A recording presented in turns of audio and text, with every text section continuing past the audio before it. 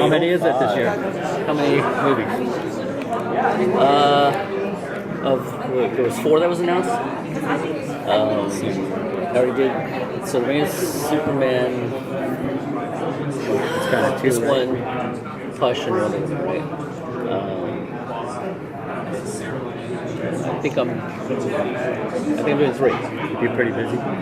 Yeah, it's been pretty busy for the last like 3 or 4 years. So when you get some time off? Pretty soon, actually. This next after this round, I think I'm slowing down. So I'm going to be doing, I believe, like every other.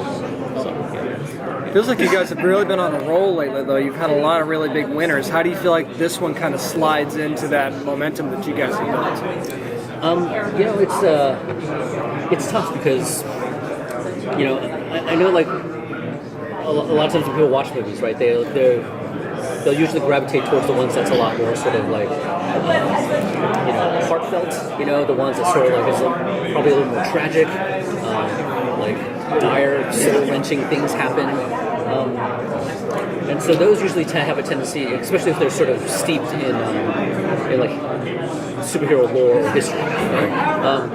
But we can't do those all the time because it's it's like we have to mix the flavors up. Because again, if we just do soul crushing to soul crushing to soul crushing to soul crushing, I think everybody's going to be bored and saying like, they just keep doing this soul crushing stuff, and so again, it's difficult because sometimes again there's going to be something light, and sometimes somebody that's beyond us as far as creators that are making decisions like this is popular or this is whatever and we want to fast track this and sometimes it gets you gotta like come up with an idea within a couple of weeks and then you like bring it to script and then you gotta produce it, what I mean? And sometimes we don't have a lot of time, most of the time we don't have a lot of time, but this one in this case I really like it, personally. I think, but I like exploring characters and I like psychology of characters, and I think this one in particular, we sort of touch upon characters that are not sort of just your common, I'm a hero and how do I live up to, how do I, not mess up my friends, you know what I mean, or whatever, or like how do I get stronger, or how do I, I think some of these are real like mental health type things, you know what I mean? It's kind of like I have this issue and I can't deal with it, or I'm trying to deal with it, and so it's been a lot of fun, to be honest, and I think like a lot of credit has to go to the writers for pairing these people, for putting people in certain scenarios that I don't know, it was a lot of fun, and I think editing and watching it and stuff like that, like subtle things about like, oh, those people are together and they're watching this and they're doing that and they're getting affected by this. I don't know, it's very subtle. Maybe it's only something that I'll appreciate, or like if you're really, really into it, you'll appreciate. But there's a lot of really touching things in it. So it's one of the ones I like the most, sort of. So. Can you talk a little bit about how you've got to maybe cleanse your palate in between movies to change the tone in between the different projects? I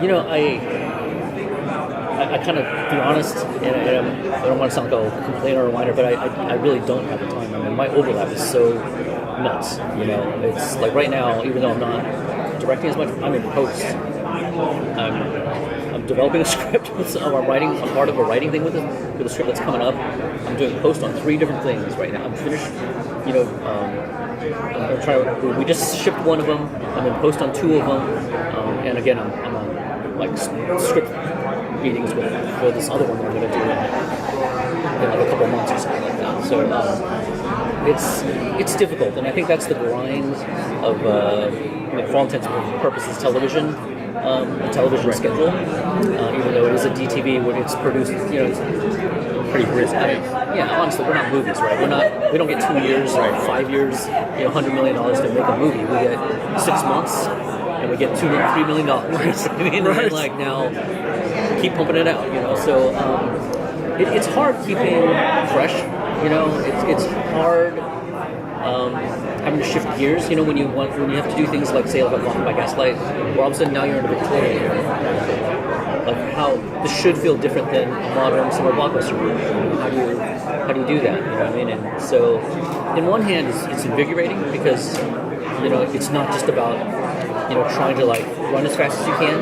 It's kind of like you're still running, but you got to like slow down a little bit and like feel like no, I don't just go to my normal instinct. I gotta let me look at some stuff and see if I'm inspired by something. How do I make it so it feels different? So. I mean, it's fun in a kind of a masochistic kind of way, just because as small as our crew is, again, working with like Bruce Tim and James Tucker, who are veterans and experts at this stuff. It's a joy because I really do feel like, and I refer to this a lot with my team. It's like I have a team full of snipers, basically. I was like, we can shoot anything within a 10-mile radius or whatever, one shot, one kill. You know what I mean? Because I do feel like, as far as like how fast we do it and what we do, whatever, we're all experts at this stuff. Again, I'm sorry, that sounds like I'm bragging, but that gives me sort of the confidence to sort of move forward, if that makes sense. You know what I mean? Because there have been times, and a lot of times I have to work with new people. I mean, I say this a lot internally. I'm sorry if I'm going too much, but like when Lauren and I used to do Lauren Montgomery, we were two directors on directed videos like 10 years ago. Our teams were full of directors. They were just waiting to get put onto different things, right? But now, it's like some of my team is just fresh people that have only done like one or two jobs and stuff like that. So they don't have the sort of like mature sort of storytelling kind of thing, but you got to make it work, So it gets really, really daunting sometimes. There's times where it's like, this looks like crap. I don't know how we're going to make something like this. But it always comes through in the editing, and again, like everybody's sort of at our tops.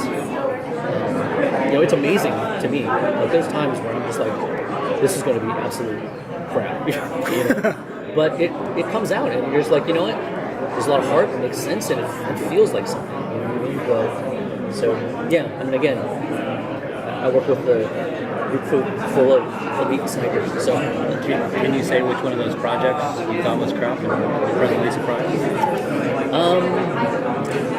Because even in some ways, they all start really like even this one. Like we had to do a lot in post. I think a lot of just sort of the way that the industry is right now, because there's so much work that's out there. There's so much action adventure, or with the streaming and all that kind of stuff. There's so many shows that are out there. There's not as many animation companies now, and they're stretched so thin that the animation quality has dipped a little bit. So we're having to sort of do a lot of post things, whether it's After Effects editing. There's a thing where you can manipulate the lighting and the colors of the clientele system. So we're having to do a lot of that.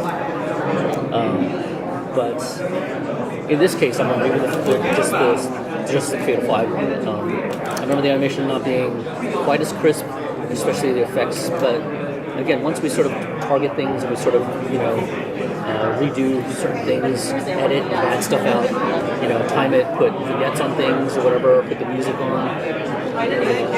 Again, I think it feels beautiful. I remember my first feeling of it. I was just like, this looks so horrible. But at the end of it, we're just like, wow, this is going to be a good movie.